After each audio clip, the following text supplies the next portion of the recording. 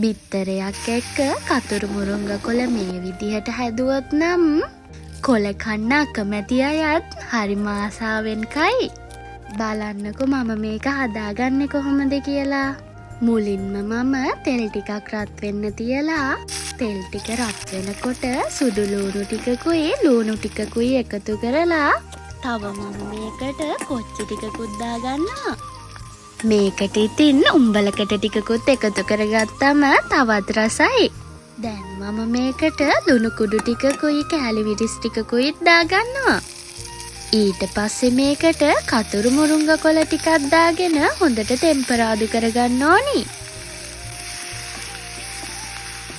මේ වගේ චුට්ටක් පාට වෙනස් වීගෙන එනකොට මෙන්න මේ වගේ මැද පොඩි ඉඩක් හදාගෙන ඒකට බිත්තරයකුත් එකතු කරගන්න.